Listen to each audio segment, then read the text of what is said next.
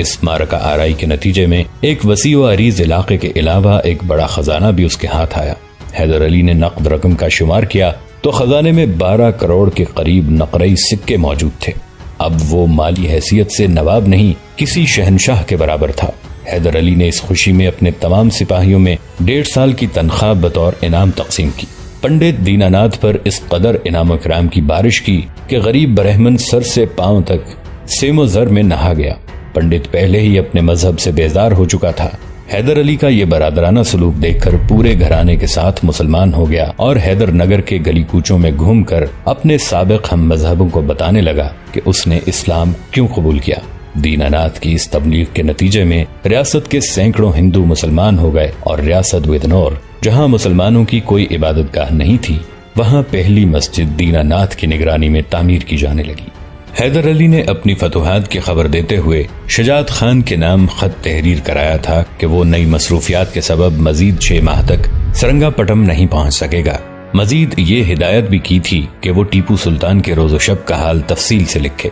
کچھ دن بعد سرنگا پٹم سے 2 خط موصول ہوئے۔ ان میں ایک خط ٹیپو کا تھا اور دوسرا شجاعت خان کا۔ ٹیپو نے اپنے خط میں تحریر کیا تھا: بابا محترم کو مسلسل فتوحات مبارک ہوں۔ کاش میں بھی نواب بہادر کے ساتھ شریک جنگ ہوتا۔ آپ کو یہاں سے گئے ہوئے 1 سال سے زیادہ کا عرصہ گزر چکا ہے۔ اگر اجازت ہو تو میں چند دنوں کے لیے حاضر ہو کر عزت مآب کے دیدار سے شرفیاب ہو جاؤں۔ آپ کا سپاہی ٹیپو۔ حیدر علی نے بیٹے کا مختصر سا خط سنا تو جوش جذبات میں آپ دیدہ ہو گیا۔ پھر اپنے سپہ سالار سے مخاطب ہو کر بولا: علی رضا خان، تو نے دیکھا ہے کہ میرے بیٹے نے میری کمی کو پورا کر دیا۔ یہ ٹیپو کی نہیں، میری اپنی تحریر ہے، کیونکہ اس کے قلم کی روشنائی میں میرا خون شامل ہے۔ بے شک نواب بہادر، میر علی رضا نے انتہائی عقیدت مندانہ لہجے میں کہا، یہ تو آپ کا خون ہے جس کا رنگ سب سے الگ اور سب سے نمایاں ہے۔ خدا شہزادے کی عمر دراز کرے۔ حیدر علی نے فوراً ہی دوسرا خط فاطمہ بیگم کے نام تحریر کرایا، جس میں ہدایت کی گئی تھی کہ ٹیپو کے وزن کے برابر چاندی تول کر غریبوں اور محتاجوں میں تقسیم کرا دی جائے۔ پھر حیدر علی نے تنہائی میں شجاعت خان کا خط پڑھوا کر سنا: سرکار، یہاں کے حالات معمول پر ہیں۔ شہزادے کو اپنی تعلیم اور جنگی تربیت کے سوا دنیا کی کسی چیز سے دلچسپی نہیں۔ اب میں اس نتیجے پر پہنچ چکا ہوں کہ شہزادے کے دل میں سریتا دیوی کے لیے کوئی خاص جذبہ موجود نہیں۔ اس رات کے بعد سے برہمن زادی نے شہزادے کی خلوت کا رخ نہیں کیا ہے، بس دور ہی سے ولی عہد سلطنت کو دیکھ لیتی ہے اور چپ چاپ اپنے گھر کی طرف چلی جاتی ہے۔ بظاہر اس طوفان کا زور ٹوٹ چکا ہے، مگر سریتا کے چہرے کی زردی بتاتی ہے کہ وہ طوفان اس کی روح کی گہرائیوں میں اتر گیا ہے اور اندر ہی اندر دل کی دیواروں کو مسمار کر رہا ہے۔ ویسے یہ بات بڑی عجیب ہے کہ گزشتہ 1 سال سے سریتا سید صاحب کی درسگاہ میں اس وقت حاضری دیتی ہے جب شہزادے وہاں موجود نہیں ہوتے۔ میں نے ایک بار اس سے پوچھا تو اس نے بتایا کہ وہ سید صاحب سے فارسی زبان سیکھ رہی ہے۔ مجبوراً مجھے سریتا پر اعتبار کرنا پڑا۔ اب میرے اندر اتنی جرت تو نہیں کہ سید صاحب کی بارگاہ میں حاضری دوں اور ان سے سوال کروں کہ برہمن زادی یہاں کیوں آتی ہے۔ شجاعت خان کا خط پڑھ کر حیدر علی سناٹے میں آ گیا تھا۔ نواب حیدر علی کو شجاعت خان کی اس اطلاع نے پریشان کر دیا تھا کہ سریتا دیوی باقاعدگی کے ساتھ سید اکرام بخاری کی درسگاہ میں حاضری دیتی ہے۔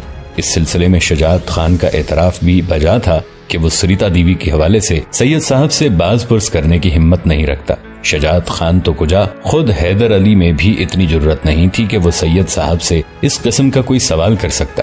والی میسور کئی دن تک اس نازک مسئلے پر غور کرتا رہا کہ آخر برہمن زادی نے سید صاحب کی بارگاہ کا رخ کیوں اختیار کیا ہے۔ حیدر علی کے ذہن میں سریتا کی اس حرکت کا بس ایک ہی مفہوم تھا کہ وہ کسی نہ کسی طرح ٹیپو سلطان کی قربت حاصل کرنا چاہتی ہے، مگر شجاعت خان کی فراہم کردہ اطلاع اس کے برخلاف تھی۔ حیدر علی نے کئی بار اپنے معتمد خاص کا خط پڑھا۔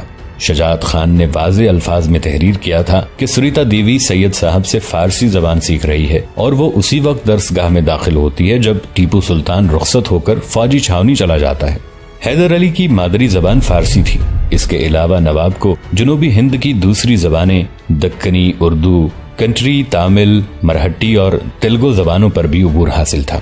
وہ ان تمام زبانوں میں بڑی روانی کے ساتھ بات چیت ہی نہیں، طویل تقریریں بھی کر سکتا تھا۔ اس کے علاوہ حیدر فرانسیسی زبان میں بھی واجبی سی گفتگو کر لیا کرتا تھا۔ اس کی فوج میں فرانسیسی سپاہیوں کا بھی ایک دستہ شامل تھا اور اسی وجہ سے نواب کو اس غیر ملکی زبان سے بھی تھوڑی بہت واقفیت حاصل تھی۔ کنٹری زبان کو سرکاری اور عوامی زبان کا درجہ حاصل تھا، مگر جب حیدر علی نے ریاست میسور کی انان حکومت سنبھالی تو دیگر احکامات کے ساتھ یہ حکم بھی جاری کیا کہ عوام فارسی زبان سیکھنے کی کوشش کریں۔ اسی حکم کے تحت بہت سے ہندو بھی فارسی سیکھنے میں مصروف تھے۔ سریتا دیوی نے بھی اسی سرکاری حکم کو بنیاد بنا کر پنڈت موہن داس سے اپنی خواہش کا اظہار کیا تھا کہ وہ سید اکرام بخاری سے فارسی زبان سیکھنا چاہتی ہے۔ شروع میں پنڈت کو اس کی خواہش پر بڑی حیرت ہوئی تھی، مگر جب سریتا نے یہ دلیل پیش کی کہ وہ اپنے علم میں اضافہ کرنا چاہتی ہے تو موہن داس نے بہت غور و فکر کے بعد اسے اجازت دے دی اور ایک دن خود سریتا دیوی کو لے کر سید صاحب کی خدمت میں حاضر ہوا۔ سید صاحب نے کسی تکلف کے بغیر انکار کر دیا۔ پنڈت، تمہاری قوم کے لوگ اس بات کو افسانہ بنا ڈالیں گے کہ ایک ہندو لڑکی ایک مسلمان سے علم حاصل کرتی رہی۔ میں اپنی قوم سے پہلے بھی خوفزدہ نہیں ہوا اور آج بھی مجھے اس کی پرواہ نہیں ہے۔ پنڈت موہن داس نے جرأت مندانہ لہجے میں کہا، میں اپنی بیٹی کی فطرت سے اچھی طرح واقف ہوں۔ وہ صرف علم کے لیے پیدا ہوئی ہے اور میں اس کی اس خواہش کا احترام کرنے کے لیے مجبور ہوں۔ سرنگا پٹم میں فارسی زبان کے اور بھی کئی عالم ہیں۔ سید صاحب نے دامن بچانا چاہا۔ تمہارا مقصد کہیں بھی پورا ہو جائے گا، مگر میں کسی پر اعتبار نہیں کرتا۔ پنڈت موہن داس نے صاف صاف کہا، خود اپنی قوم کے پنڈتوں پر بھی نہیں، پھر میں کہاں کا فرشتہ ہوں؟ سید صاحب حسب عادت مسکرانے لگے، مگر میں نے آپ کو فرشتہ تسلیم کر لیا ہے۔ پنڈت موہن داس سید کی بارگاہ میں عرض کر رہا تھا، میں اپنی بیٹی کو یہاں اس لیے بھی لے کر آیا ہوں کہ وہ ایک مرد آزاد کو بہت قریب سے دیکھ سکے، پھر اندازہ ہو سکے کہ حقیقی گیانی کیا ہوتا ہے اور عالم کسے کہتے ہیں۔ سید صاحب نے ایک نظر اس 13-14 سالہ خوبصورت لڑکی کی طرف دیکھا جس کا رنگ زرد ہو گیا تھا اور آنکھوں میں آنسو بھرے ہوئے تھے۔ سید صاحب کا انکار سن کر سریتا بہت مغموم اور شکستہ نظر آ رہی تھی۔ آخر سید صاحب نے ایک برہمن زادی کو اپنی درسگاہ میں داخلے کی اجازت دے دی۔ سریتا ایک غیر معمولی ذہین لڑکی تھی۔ وہ سید صاحب سے بیک وقت فارسی اور عربی زبانیں سیکھ رہی تھی۔ جب اس کا سبق ختم ہو جاتا تو برہمن زادی سید صاحب سے اسلام کے بارے میں مختلف سوالات کرتی رہتی۔ آپ کے مذہب میں ایک خدا کے سوا دوسرے دیوتاؤں کا انکار کیوں ہے؟ اسلام بہتر مذہب ہے یا ہندو دھرم؟ اگر مسلمان سچے ہیں تو ہندو جھوٹے ہوں گے اور ہندو سچے ہیں تو پھر مسلمان جھوٹے ٹھہریں گے، مگر دونوں اپنے آپ کو سچا سمجھتے ہیں۔ اب آپ ہی بتائیں کہ ایک وقت میں دونوں انسان کس طرح سچے ہو سکتے ہیں؟ کوئی ایک تو یقیناً جھوٹا ہوگا۔ آخر ان میں سچا کون ہے اور جھوٹا کون؟ سید اکرام بخاری ایک نو عمر ہندو دوشیزہ کی باتیں سن کر حیران رہ جاتے، پھر اس احتیاط کے ساتھ مذہب اسلام کی تشریح کرتے کہ سریتا دیوی کے عقائد پر کوئی ضرب نہ پڑے۔ سید صاحب اکثر اس موضوع پر سوچا کرتے تھے کہ آخر ایک ہندو لڑکی کو اسلام کے بارے میں اس قدر تجسس کیوں ہے؟ پھر وہ یہ سوچ کر مطمئن ہو جاتے کہ سریتا کے گھرانے پر نواب خاندان کے بے شمار احسانات ہیں۔ حیدر علی نے اس کے باپ موہن داس کو گوشہ گمنامی سے نکال کر بڑے پجاری کے منصب تک پہنچایا ہے اور بیگمات نے ایک بے ماں کی بچی کو بے پناہ محبت دی ہے۔ شاید اسی تاثر کے سبب وہ مذہب اسلام کی حقیقت جاننا چاہتی ہے۔ اب سید صاحب کو یہ بات کون بتاتا کہ ٹیپو سلطان کی محبت اور اس کا ایک رسمی سا جملہ ہر وقت سریتا کے دل و دماغ میں طوفان اٹھاتا رہتا تھا۔ ٹیپو نے لڑکپن کی معصومیت کے زیر اثر سوچے سمجھے بغیر برہمن زادی کے سامنے اپنے باپ حیدر علی کا یہ جملہ دہرایا تھا کہ وہ مسلمان ہے اور سریتا ایک ہندو لڑکی ہے، اس لیے دونوں ساتھ ساتھ نہیں رہ سکتے۔ اسی دن سے وہ محبت کی ماری دوشیزہ مذہب اسلام کی حقیقت جاننے کے لیے بے چین رہنے لگی تھی، اور پھر یہی اضطراب اسے سید صاحب کی بارگاہ تک لے گیا تھا۔ سریتا کا عشق عجیب عشق تھا۔ وہ ٹیپو کی ذات سے وابستہ ہر چیز سے محبت کرتی تھی۔ ٹیپو عقیدتاً مسلمان تھا، اس لیے سریتا بھی اسلام کے بارے میں جاننا چاہتی تھی۔ سید صاحب سریتا کے جذبہ عشق کی وارفتگی سے بے خبر اسے درس دیتے رہتے اور آخر میں یہ کہہ کر گفتگو ختم کر دیتے، اگر اس کائنات کے مالک نے تمہارے ذہن کو کشادہ کر دیا اور ہدایت کی راہیں کھول دیں تو ایک دن تم خود ہی سمجھ جاؤ گی کہ سچا کون ہے اور جھوٹا کون۔ سریتا سید صاحب کی ایک ایک بات کو بہت غور سے سنتی۔ اس نے 1 سال کے مختصر عرصے میں اسلامی عقائد، تہذیب اور تمدن کے بارے میں اتنی معلومات حاصل کر لی تھیں کہ ایک عام مسلمان بھی ان موضوعات پر اس سے گفتگو نہیں کر سکتا تھا۔ حیدر علی محض اپنے شک کی بنیاد پر اس راز تک پہنچ گیا تھا کہ سریتا نے ٹیپو سلطان کی ہی وجہ سے سید اکرام بخاری تک رسائی حاصل کی ہے، مگر شجاعت خان کی ارسال کردہ اطلاعات کے باعث اس کا شبہ حقیقت کا رنگ اختیار نہ کر سکا اور وہ مطمئن ہو کر حکومت کے کاموں میں مصروف ہو گیا۔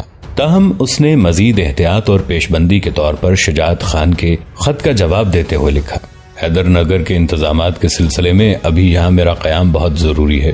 تم وہاں سلطنت کی کارگزاری کا جائزہ لیتے رہو اور ساتھ ہی ساتھ اس لڑکی پر بھی نظر رکھو. میں نے زندگی میں کچھ ایسے سیلاب بھی دیکھے ہیں جن کے دور تک آثار نہیں ہوتے. حیدر نگر پر والی میسور کی گرفت مضبوط ہو چکی تھی، لیکن پرتگیزیوں کی طرف سے شرانگیزی کا خطرہ بدستور قائم تھا. پرتگیزی گوا سے نکل کر سابقہ ریاست بجنور کے کئی اہم علاقوں پر قابض ہو گئے تھے. حیدر علی نے کچھ دن تک پرتگیزیوں سے مراسلت جاری رکھی اور انہیں سمجھانے کی کوشش کی کہ اب یہ ریاست اس کے زیر انتظام ہے، اس لیے وہ چپ چاپ اپنے علاقے کی طرف لوٹ جائیں. مگر پرتگیزیوں پر حیدر علی کے اس صلح پسندانہ رویے کا کوئی اثر نہیں ہوا. آخر والی میسور نے گوالیار پر حملہ کر دیا اور اس تیز رفتاری سے آگے بڑھا کہ حیدر علی کے اس اقدام کے سبب گوا کی آزادی خطرے میں پڑ گئی. پرتگیزیوں نے گھٹنے ٹیک دیے اور کاردار کا پورا علاقہ والی میسور کے حوالے کر دیا. پرتگیزیوں کے فتنے سے نجات پانے کے بعد نواب نے حیدر نگر میں ٹکسال قائم کی اور اپنے نام کا سکہ ضرب کرایا. اس کے ساتھ ہی ریاست میں نئی تعمیرات کا سلسلہ بھی شروع کیا گیا. والی میسور حیدر نگر کو خوبصورت ترین شہر بنانا چاہتا تھا. اسی دوران ایک ایسا واقعہ پیش آ گیا کہ جس کی وجہ سے حیدر علی کو فوری طور پر واپس آنا پڑا.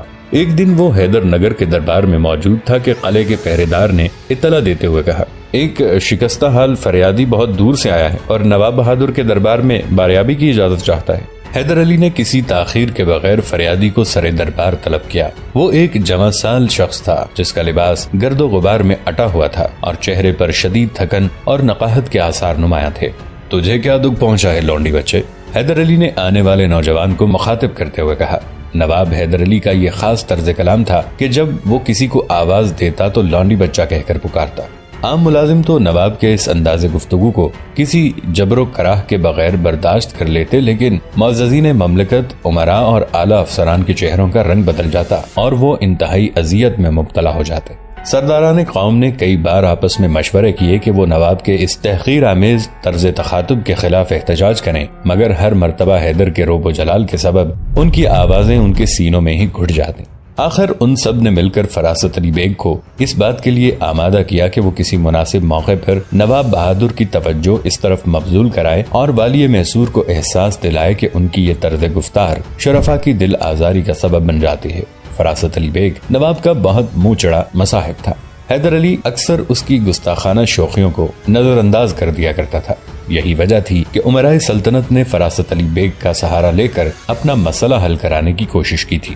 ایک دن بھرے دربار میں حیدر علی نے میر علی رضا خان کو لانڈی بچہ کہہ کر مخاطب کیا تو شدت کرب سے سالار میسور کا سرخ و سفید چہرہ دھواں ہو گیا. نواب کا مصاحب خاص فراست علی بیگ اسی موقع کی تلاش میں تھا. حیدر علی کی بات مکمل ہوتے ہی وہ اپنی نشست پر کھڑا ہو گیا اور نہایت عاجزانہ انداز میں عرض کرنے لگا، حضور، بادشاہوں کو یہ الفاظ زیب نہیں دیتے. فراست علی بیگ کی اس جرت پر تمام درباری حیران رہ گئے تھے. ان کی سانسیں رکی ہوئی تھیں اور وہ پتھرائی ہوئی آنکھوں سے حیدر علی کی طرف دیکھ رہے تھے. اہل دربار کا خیال تھا کہ نواب کی آتش جلال بھڑک اٹھے گی اور فراست علی بیگ ہمیشہ کے لیے معطوب قرار دے دیا جائے گا.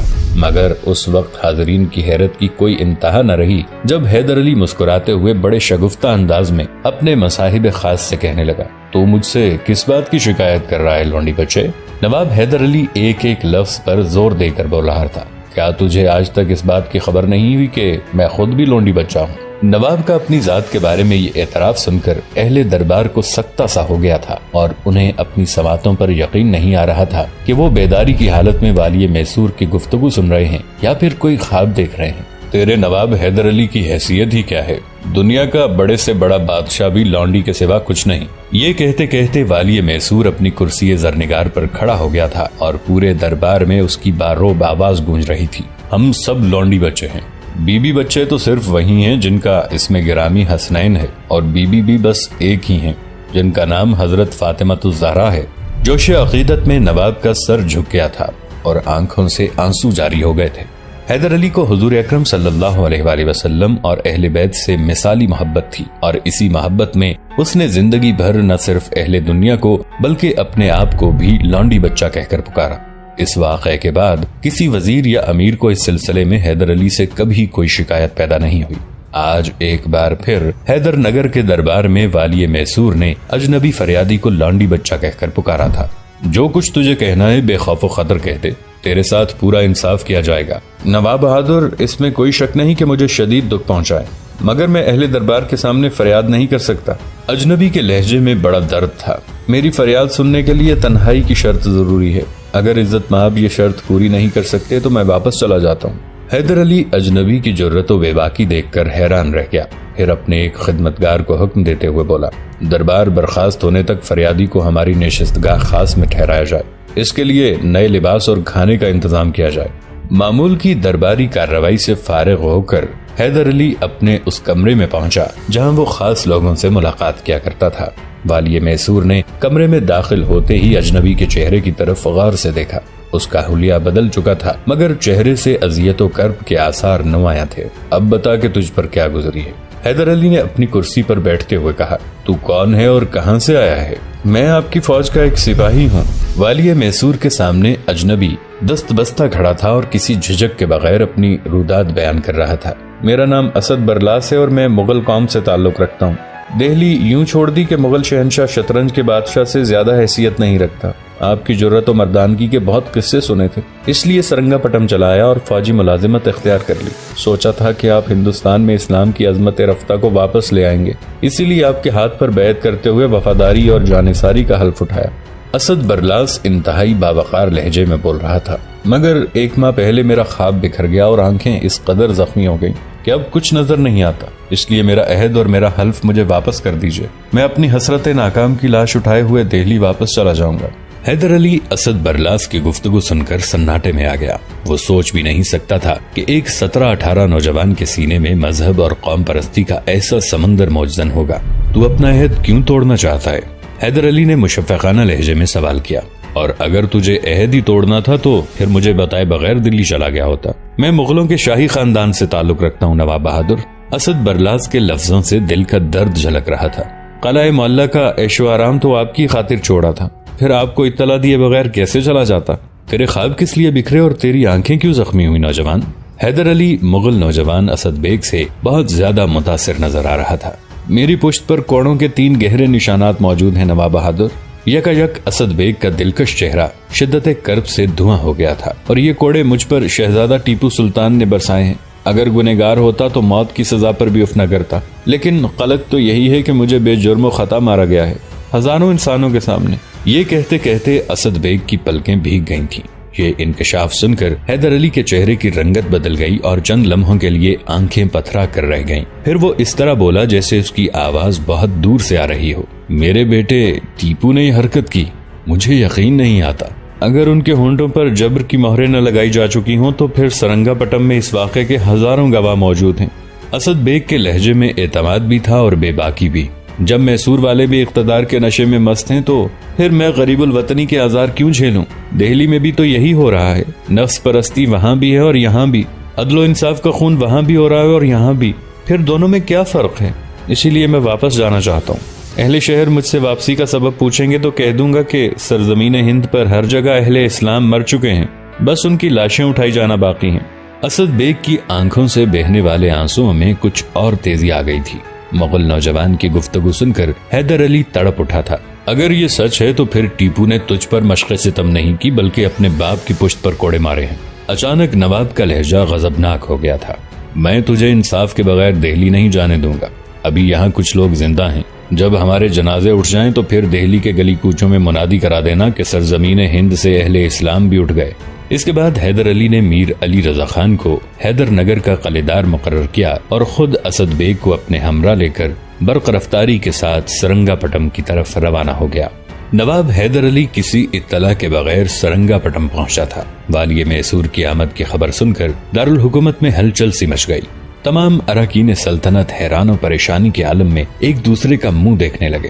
حیدر علی سیدھا اپنی والدہ مجیدہ بیگم کی خدمت میں پہنچا اور سر جھکا کر کھڑا ہو گیا۔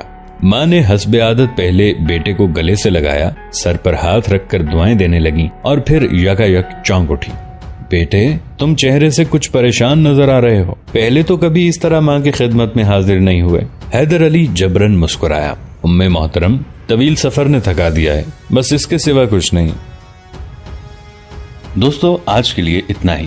اسی کہانی کی اگلی قسط کے ساتھ بہت جلد حاضر ہوں گے۔ نیچے کامنٹ سیکشن میں اپنی رائے کا اظہار ضرور کیجیے گا۔